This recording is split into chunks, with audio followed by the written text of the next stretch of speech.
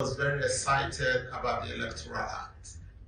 And I'm also happy to say that the chairman of INEC was also very excited about the Electoral Act, because we know that at a point in time, during the debates, we were unlikely to have the Electoral Act and to have it into law. But eventually, the bill was passed and it was assented to. And we thank President Muhammad Buhari for that. And it's very clear, you cannot beat the law. So when you're talking about how do we go, for me, a lot of calls can be made. But truly at this point in time, it's clearly stated in that Electoral Act what must be done. And shall is mandatory. All election results must be transmitted at the polling unit level. And that is the basis, is those results from the over 176,000 units that we can use through the process of collation. So if you have not transmitted those results, it means that you have actually not conducted the election under the very law that we all applauded. So the right thing to do is for the INEC chairman to truly go forth and cancel the elections. Unfortunately, he has not come out to tell the world what has happened, why the results were not uploaded. There is a question mark there. He should be truthful. As I said, Section 26, he had taken an oath to be neutral and impartial. Therefore, he must speak to Nigerians and tell Nigerians the truth. And the truth is, they could not upload the results. What happened in INEC? Why was it that they could not upload the results? So something is wrong. Something is wrong inside INEC. Either they have connived or their system is down. But they must tell us the truth. If the system was down and they knew it was down, they ought to have postponed the elections. If the system was not down and they did not allow the upload of the results from the units, it means that they have connived and they are no longer neutral and impartial. So under this condition, there is no moral justification for further collation of the results, because it is so expressly stated in that section, the section 64 at 4 and that is 64.4 at A and B. So clearly stated that if the polling unit results are not transmitted, it means truly that there is nothing to compare. So you cannot raise the hope of Nigerians. And I'm sure that we've seen that video where he spoke to Nigerians, because it was under challenge in November.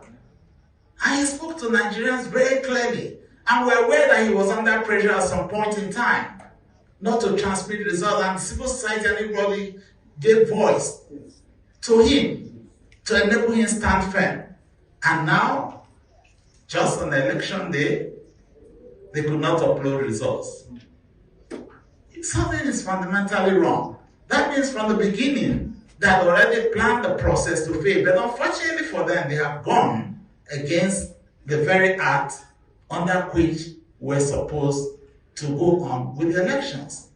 I have said earlier, if the law was forced on him, it's different. He fought for the law, along with the civil society organization, for which we are truly very grateful to our civil society members across this nation. They fought for this, and he was with them all through on this. Correct. Why would you go through a fight? And we're all excited. Internationally, the global community was excited that this time we're going to have it right. He traveled overseas, even to Chatham House, to the United States, to speak about a credible election, premised on the law that have been put forth. The same man who fought for the law is going against it. We are speaking out to the Nigerian people. We're speaking to all. We want to speak to the conscience of the INEC chairman. And I hope he hears us. Because dignity is important. No matter how much money you have, no matter what you think you are, until you are a man of integrity, having sworn to an oath, he's just but nothing. Thank you. So I just hope that he will save his name. He's already down, but he still has an opportunity to save that name by doing the right thing. I hereby adopt the submission of my brother, Governor Ifeanyi Okowa, Vice Presidential Candidate of the PDP.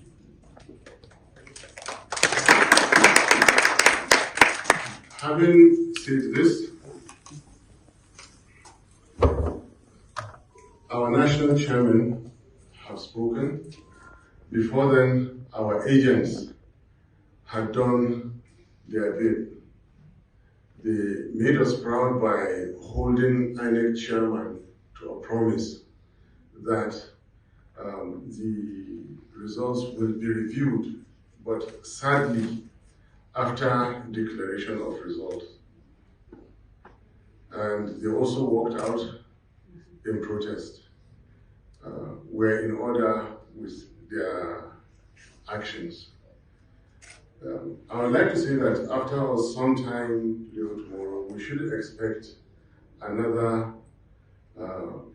more elaborate press briefing by our respective principals who are very much in touch with us and on the same page with us regarding this press briefing.